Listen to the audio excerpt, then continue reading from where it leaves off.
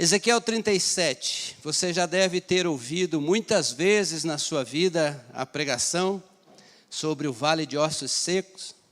Talvez seja uma das visões proféticas mais fantásticas da Bíblia.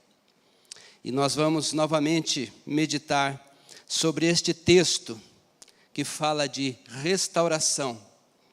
Ezequiel 37, diz assim a palavra do Senhor. Quem quiser acompanhar também pelo telão, está projetado aí. Você que está em casa também pode ler na sua Bíblia ou acompanhar através da transmissão.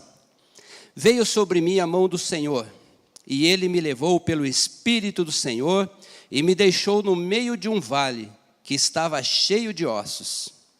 Ele me fez andar ao redor deles, e eu pude ver que eram muito numerosos na superfície do vale e estavam sequíssimos. Então me perguntou: filho do homem, será que estes ossos podem reviver? Respondi: Senhor, tu o sabes. Então ele me disse: profetize para estes ossos e diga-lhes: ossos secos, ouçam a palavra do Senhor. Assim diz o Senhor Deus a estes ossos: eis que farei entrar em vocês o Espírito e vocês viverão. Porei tendões sobre vocês, farei crescer carne sobre vocês e os cobrirei de pele. Porei em vocês o Espírito e vocês viverão. Então vocês saberão que eu sou o Senhor. Então profetizei como me havia sido ordenado. Enquanto eu profetizava, houve um ruído, um barulho de ossos que batiam contra os ossos e se ajuntavam, cada osso ao seu osso.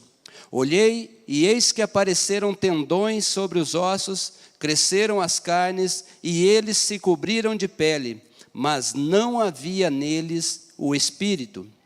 Então ele me disse: profetize ao Espírito, profetize, filho do homem, e diga ao Espírito: assim diz o Senhor Deus, venha dos quatro ventos, ó Espírito, e sopre sobre estes mortos, para que vivam.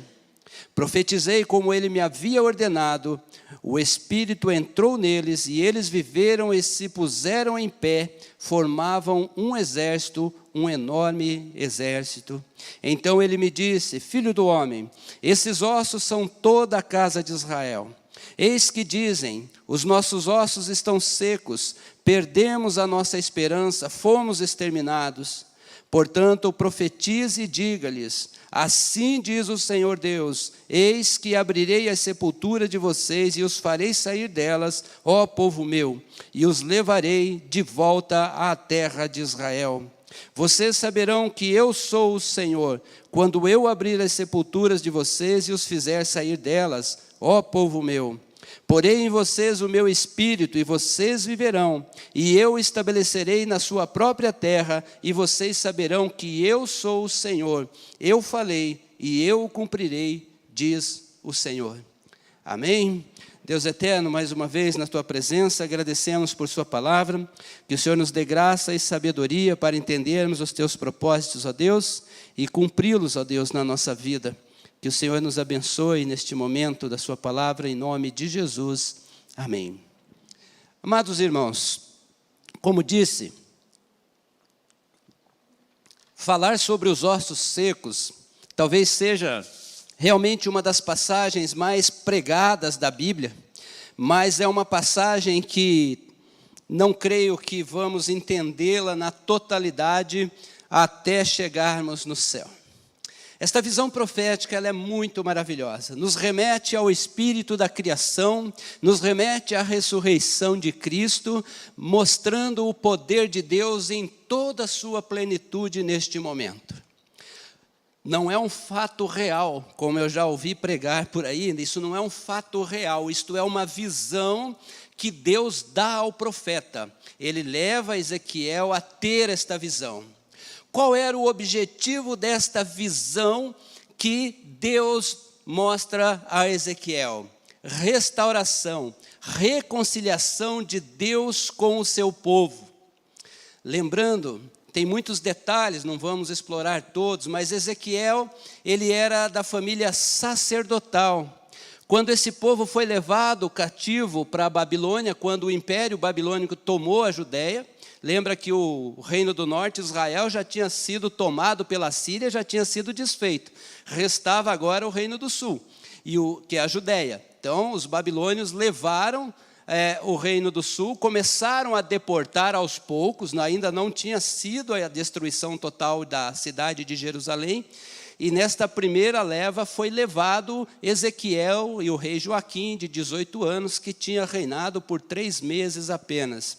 Ezequiel talvez tivesse 25 anos, quando ele foi levado para Babilônia, levado e colocado no exílio. Aos 30 anos, como era comum iniciar-se o ofício sacerdotal, ele começa o seu ministério profético.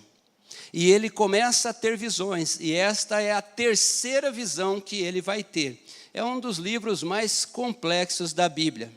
Mas nesse vale, o que é que Deus está mostrando? Por que é que Deus está mostrando um vale de ossos secos ao profeta? Já viu como é o osso seco?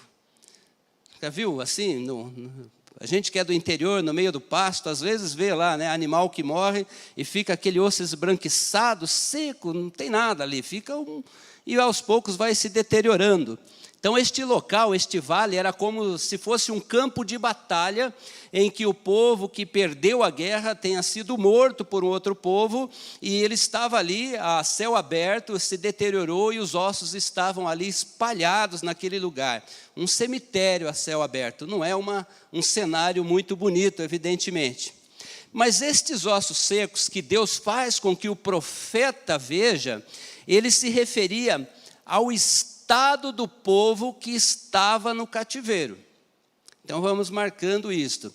Aquele povo que tinha sido levado cativo era um povo que estava desanimado, como diz aqui no verso 11 que nós lemos, os nossos ossos estão secos. Isso é o povo falando de si mesmo.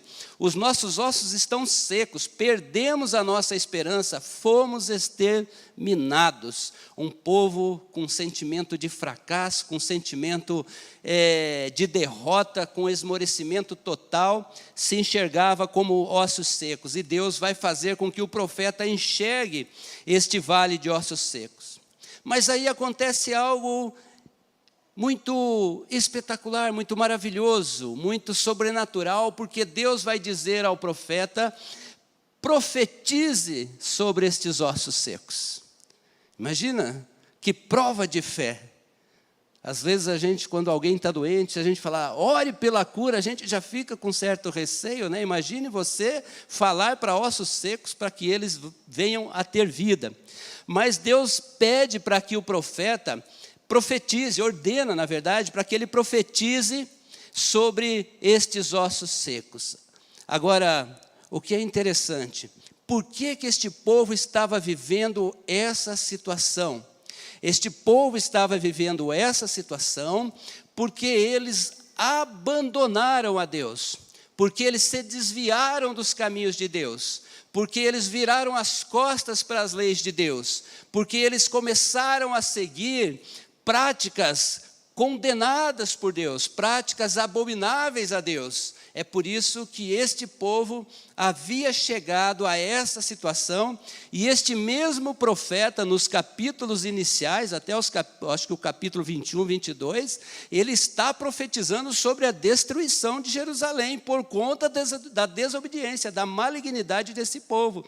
Mas depois ele vai revelar sobre restauração e reconciliação. Havia um juízo de Deus sobre aquele povo, mas também havia um olhar de restauração de Deus para aquele povo.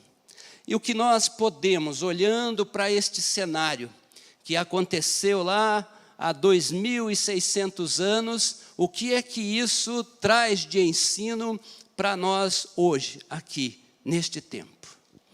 Meus irmãos, esta palavra ela é sempre atual. Quando eu estava... Vida pastoral é assim, você termina um domingo e você já sai refletindo sobre a mensagem do próximo domingo, sobre o próximo sermão, e a gente vai pedindo a Deus, orando a Deus para que Ele oriente, para que a gente fale daquilo que Deus quer e não daquilo que está no nosso coração, porque o coração humano é um coração enganoso, cheio de tantas coisas, é melhor que seja Deus sempre, né? E quando eu comecei a meditar e veio assim algo no meu coração de falar sobre restauração, imediatamente me veio este texto. Meus amados irmãos, às vezes nós questionamos um pouco a vida cristã e às vezes questionamos até Deus, como o profeta Jeremias chegou ao momento em que ele falou: olha, Senhor, até a minha fé no Senhor se acabou. O próprio profeta Jeremias diz isso. Porque às vezes olhamos e vemos nossos irmãos esmorecidos na fé, esmorecidos diante de Deus, desanimados na vida cristã, e claro que todos nós temos esses altos e baixos, nós nos desanimamos por muitas coisas que acontecem, mas isso não deveria ser a regra da nossa vida, porque o poder de Deus habita em nós. Então, o que é que nós aprendemos? Primeiro, o vale de ossos secos representava o povo de Deus. Por que então eram ossos secos? Porque esqueceram-se das leis de Deus, viraram as costas para o Deus da vida, entregaram-se à idolatria, contaminaram o santuário de Deus, contaminaram o santuário da adoração, adotaram práticas repugnantes ao que Deus considerava santo. Era um povo interessante porque antes desse acontecimento era um povo que se casava, se dava em casamento, é um povo que trabalhava, que conquistava, que fazia festas e que se juntava, mas era um povo que estava espiritualmente morto. Olha que ponto importante da gente entender. Vou colocar algo aqui dramático para a nossa reflexão. Nós, como igreja do Senhor, reunida aqui para este tempo de adoração, pelo fato de sermos chamados igreja, por cantarmos louvores, por pregarmos a palavra, partimos do pressuposto de que o Espírito Santo está habitando aqui na nossa vida. E se de repente Deus dissesse para nós assim: olha, vocês estão como um vale de ossos secos. Já imaginou isso? É isso que acontece àquele povo. O povo até mantinha ainda algumas práticas, era chamado o povo de Deus, era chamado o povo da lei, mas era um povo que estava despido da presença de Deus, era um povo que estava despido da presença de Deus. Veja que Oséias, o profeta Oséias, ele denuncia esse povo naquele tempo, antes deste cativeiro, como um povo infiel e instável espiritualmente. Então vamos olhando a condição deste povo, a quem ele está se referindo, a quem Deus está mostrando como se fosse um vale de ossos secos. É um povo que era infiel porque não estava firme nas propostas, nas leis de Deus, mas estavam buscando outras coisas e era um povo instável espiritualmente. O que é instável espiritualmente? Você já viveu isso? Um dia cheio de fé, outro dia desanimado, um dia querendo ganhar o mundo para Deus, outro dia não querendo nem ir para a igreja, um dia eu quero cantar louvores, outro dia eu não tenho, e assim vamos oscilando na vida. Isto é uma instabilidade espiritual. Então era um povo que ora se aproximava, ora se afastava. Quem conhece aí um pouco mais da história da Bíblia vai lembrar do rei Josias, quando ele encontra as escrituras, porque estava abandonada, e ele faz uma grande reforma, e por um período longo Deus se apresenta naquele lugar. Há um momento de grande restauração, mas passado o reinado de Josias, a coisa desaba novamente. E aí vem um rei terrível chamado Manassés. Então essas oscilações espirituais é que Deus olhava e entendia que esse povo fosse um povo espiritualmente instável. Amós faz uma referência a este povo como um povo que prestava culto sem vida. E Isaías vai além. Ele diz que o povo estava enfermo dos pés à cabeça. Então esse é o cenário deste povo que está cativo e que agora se sente desolado, fracassado e como se fosse ossos secos, e Deus nesse olhar, ele pega este profeta que está lá, leva, coloca diante de um vale de ossos secos, mostra esse vale de ossos secos para o profeta, dizendo: olha, isto aí é o meu povo, isto aí é o meu povo. E qual é a ordem de Deus ao profeta? Profetiza para estes ossos e diga-lhes: ossos secos, ouçam a palavra do Senhor. Meus irmãos, deixa eu trazer um ponto para nossa reflexão aqui, contextualizando para nós. Quando é que o povo de Deus começa a se secar? Quando é que o povo de Deus, e quando eu falo povo de Deus, eu estou se referindo ao povo de Deus na terra, estou me referindo a nós aqui, estou referindo à minha própria vida e à sua vida diante de Deus, porque nós temos que nos alimentar espiritualmente. Quando o povo de Deus se torna seco como estes ossos, quando passa a servir a Deus apenas por aparência e fazer uso de suas bênçãos para idolatrar as coisas, as ideias e os homens. Sabe quando nós chegamos naquele momento em que a ideia que eu tenho, a visão de vida, o meu pensamento, a minha filosofia, ela me dirige com muito mais força, com muito mais empenho do que qualquer ordem de Deus? A gente quer fazer dessa forma, a gente quer agir dessa maneira, a gente quer caminhar por aqui, a gente quer decidir por ali, mas a gente não faz a seguinte e básica pergunta: o que é que Deus quer que eu faça nessa situação? Qual o comportamento que Deus espera de mim? Qual atitude que Deus ordena nesse sentido? Nós simplesmente defendemos as nossas ideias e vamos nesse sentido. Quando é que vamos nos tornando secos, sem a presença de Deus? Quando estamos mais dispostos às coisas, às orientações do mundo do que os preceitos de Deus. Então nós vamos olhando, o que é que tem me alimentado mais? Há muitas coisas, irmãos, que tomam conta da nossa vida e nos impulsiona a tomar alguma decisão do nosso jeito, mas quando nós olhamos e entendemos que Deus não quer daquele jeito, às vezes nós não queremos obedecer, porque o nosso impulso é maior, a nossa vontade é maior, e aí nós vamos caminhando por nossos próprios esforços e não pelos esforços de Deus. Quantos acompanharam o culto de ontem? Bastante, irmãos.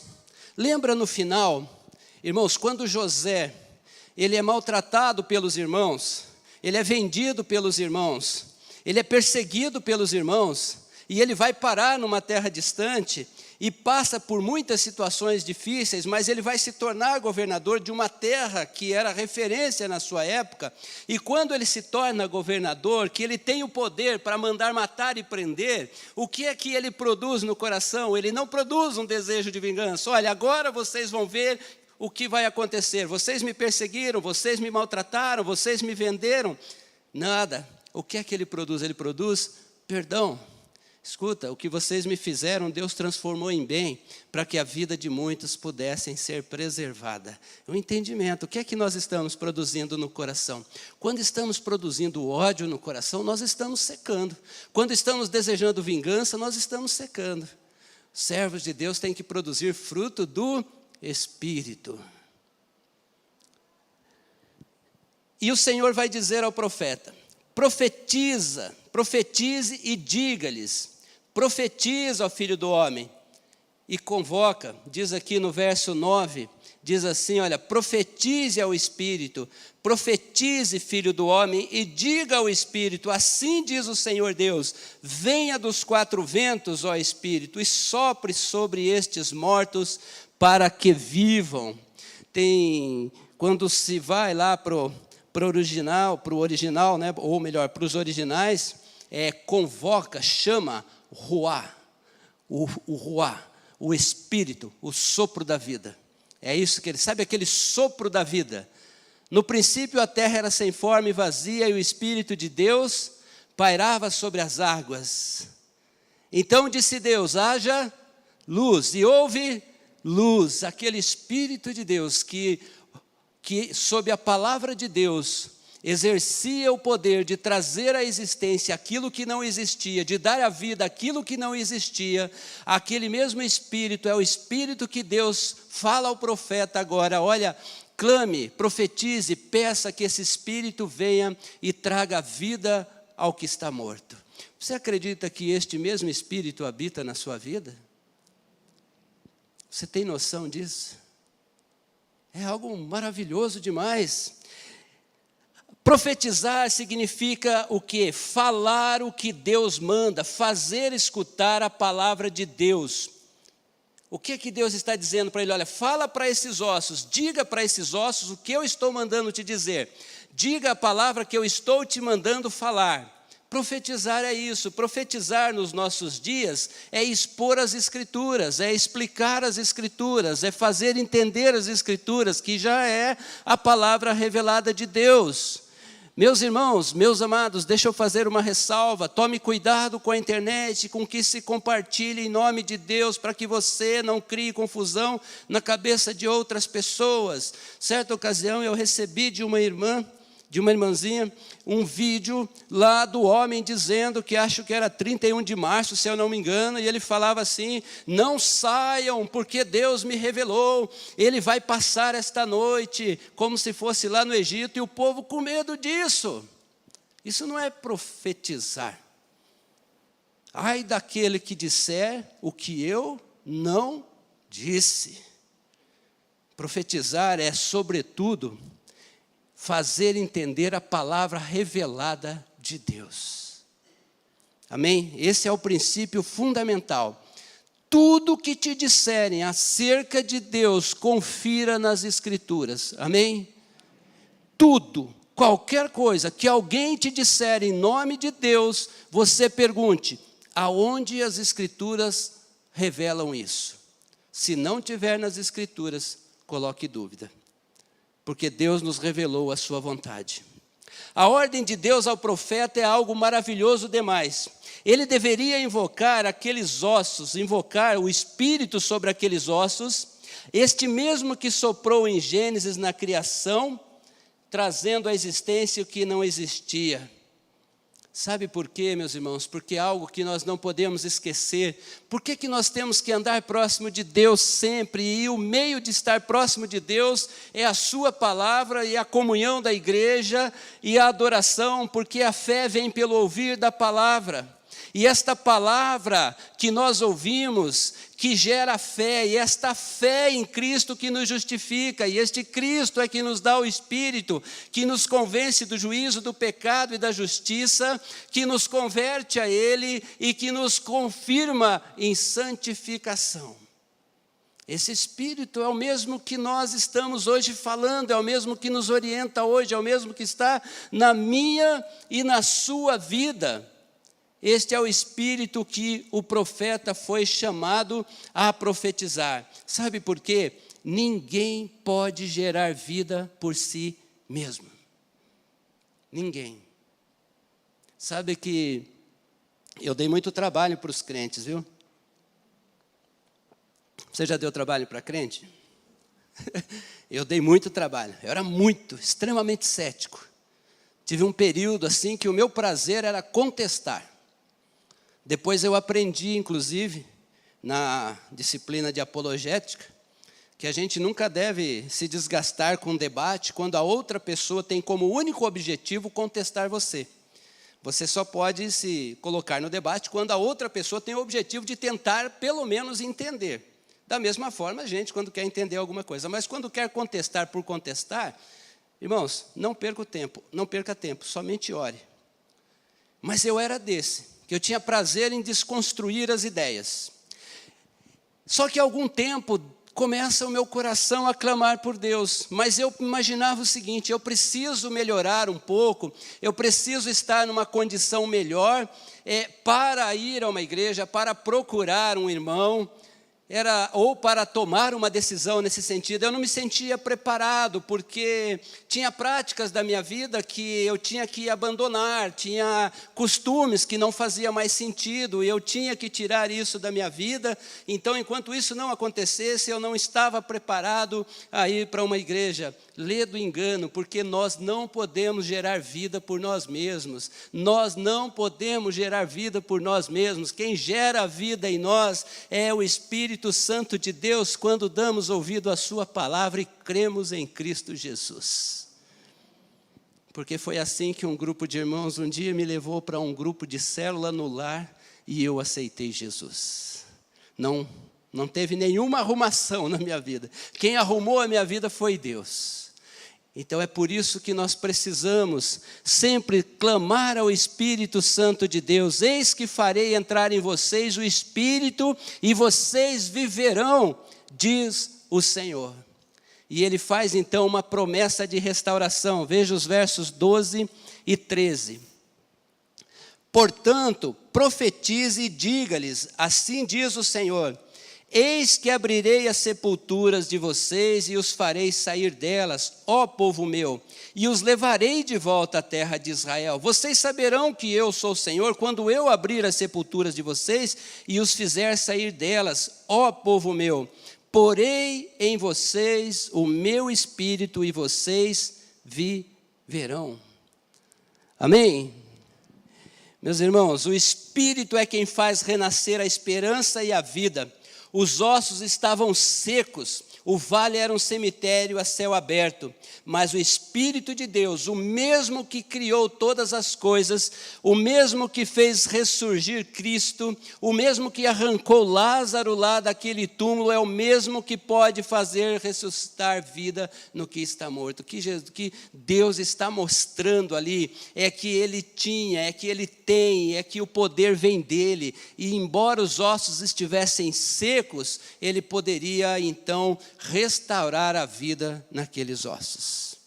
É o poder de Deus sobre a vida, sobre tudo que é criado. Lembra Jesus quando Ele está lá diante da situação de Lázaro? Qual é a revelação que Ele faz? Eu sou a ressurreição, a vida. Quem crê em mim, ainda que morra, viverá. Você crê nisso? É maravilhoso demais, né, para crer. Há aqui, no entanto, um teste de fé. Veja que Deus pergunta: filho do homem, será que estes ossos podem reviver? Será que estes ossos podem reviver? Você já imaginou se Deus perguntasse assim para você: você acredita? Será que o seu casamento pode ser restaurado? Será que o teu filho pode ser restaurado? Será que este mundo pode ser transformado? Será que a igreja pode ser reavivada? Será que a sua vida pode ser transformada? Será que o seu ânimo pode ser trazido de volta? Será que a sua esperança pode ser nascida de novo? Se Deus perguntasse isso para você, o que é que você diria? Será que nós cremos? Ele pergunta ao profeta: filho do homem, será que estes ossos podem reviver? Amados irmãos, deixa eu fazer um parênteses aqui importante para a nossa vida cristã, para a nossa vida como membros do corpo de Cristo. Meus irmãos, tomemos cuidado para que a gente não pregue uma graça maravilhosa que cura e que restaura, mas que não esteja presente na nossa vida. Cuidado para que não falemos de um Espírito restaurador, consolador, cuidador, de um Espírito que trabalha na nossa vida, mas que não está sendo alimentado na nossa vida. Às vezes expomos essas maravilhas, mas não estamos vivendo estas maravilhas, porque a palavra de Deus, ela não é mentirosa e nem vazia. Até que limite nós cremos? Porque para Deus, disse o anjo a Maria, quando falou que dela seria gerado o Cristo, e ela tem dúvida sobre aquela questão, e o anjo disse: escuta, para Deus não há nada que seja impossível.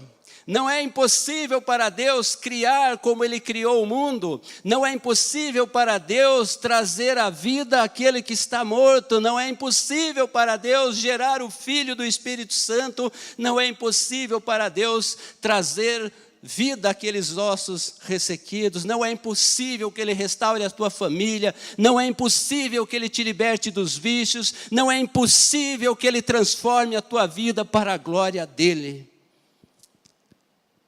Você crê nisso? Amém? Glória a Deus. E Ele faz essa promessa de restauração. Agora deixa eu abrir aqui um ponto importante. Porque esse momento aqui, irmãos, do cativeiro, em que o povo está sendo lá há 5 anos já, Jerusalém só vai ser destruída 13 anos depois disso, mas o povo está lá, o reino do norte já não existia mais. Sabe quando começou a queda do povo de Deus? O povo de Deus já vinha errando de todas as maneiras, mas a queda começa assim de forma acelerada quando o povo se divide. Porque era um só povo, um só Deus. Um só povo, um só Deus.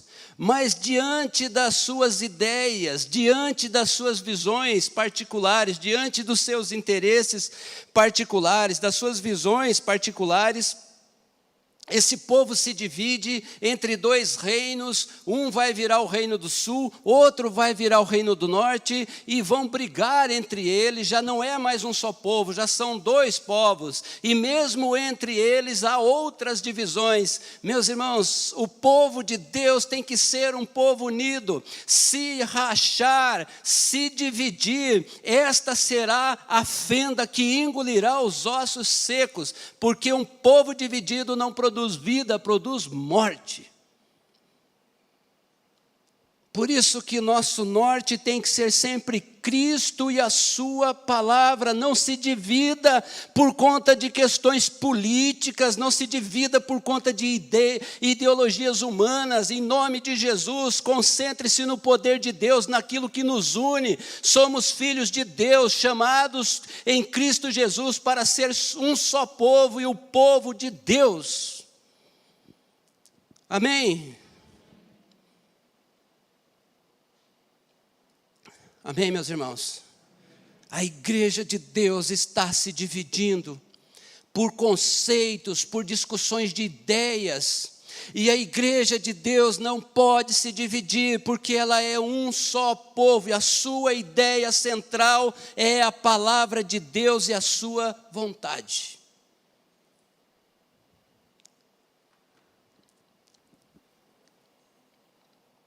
A igreja de Deus não pode se dividir por conta das coisas desse mundo, mas tem que se manter unida sobre o senhorio de Cristo e nos propósitos de Deus.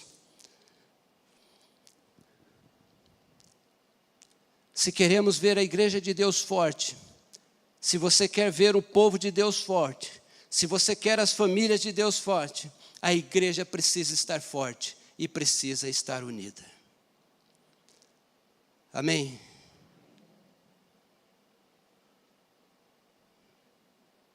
Fiquei com medo desse amém. Vai refletir nisso pelo menos?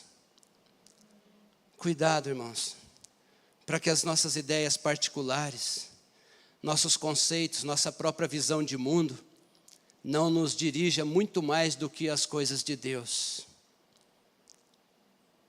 Há muitos impulsos na nossa vida. Eu não sou livre disso. Nós somos todos humanos.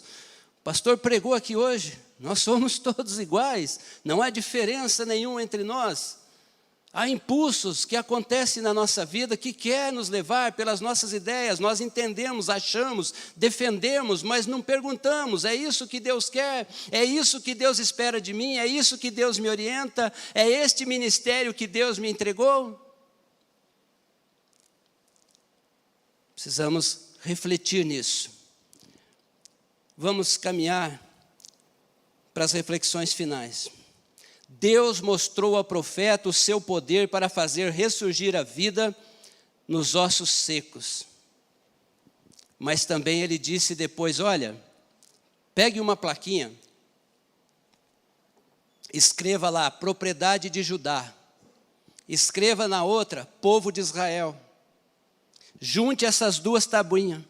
E se alguém te perguntar o que significa, Deus disse o seguinte: eu restaurarei, e vocês serão um só povo, e eu serei, e será um só rei, um só pastor. O que é que Deus está fazendo em nós por meio de Cristo Jesus? Um só povo, uma só nação, um só Espírito, uma só fé, um só Senhor, um só Rei. Amém? Glória a Deus. Em 1948, o que é que aconteceu? Depois de quase 2000 anos espalhados pela terra, o povo judeu começou a ser reunido novamente. E não estão separados entre norte e sul. Estão um só povo. E Deus continuará essa restituição, porque isso faz parte do projeto de Deus. Porque a palavra de Deus não volta vazia. Creia nisso, meu irmão. Mas Deus faz algo maravilhoso, porque esse profeta está vendo um vale de ossos secos há quase 600 anos antes de um momento em que nós hoje já contamos como história e como vida que está presente aqui, porque há 600 anos depois dele, Deus vai operar o seu poder, se fazendo homem, se passando pela morte e ressurgindo dela para gerar vida, para fazer ressurgir esperança para mim e para a sua vida. Nos unindo em Cristo Jesus, por meio desta obra redentora de Cristo, Ele nos trouxe restauração e reconciliação com Ele, porque nós não podemos reconciliar com Ele, Ele reconcilia conosco, através da obra de Cristo Jesus. E este mesmo Cristo nos fez o seu povo e segue trazendo para si todo aquele que se entrega a Ele para fazer um povo, um só povo, uma só nação, um só Espírito, um só pastor, um só Rei, para toda a eternidade. Amém? De Cristo recebemos a promessa do Consolador enviado no Pentecostes. Ele fala para o profeta, clama e vem o Espírito para dar vida. Aquele acontecimento do Pentecostes é isso, é o cumprimento da promessa de Deus, entre tantos outros momentos, quando Ele enviaria o seu Espírito, e nós teríamos as suas leis no coração, e o teu Espírito nos traria vida, o teu Espírito nos guiaria, como aconteceu. Meu irmão, no dia em que você confessou Cristo Jesus como Senhor da tua vida, saiba que desde este momento o Espírito Santo habita em você. Este Espírito de vida, que Deus falou para o profeta, profetize, é o mesmo Espírito que habita em você, convencendo do pecado, da justiça e do juízo, ensinando a caminhar com Jesus, te ajudando a se santificar. E é este mesmo Espírito que pode restaurar a tua vida. Eu queria terminar deixando para a tua reflexão esta questão.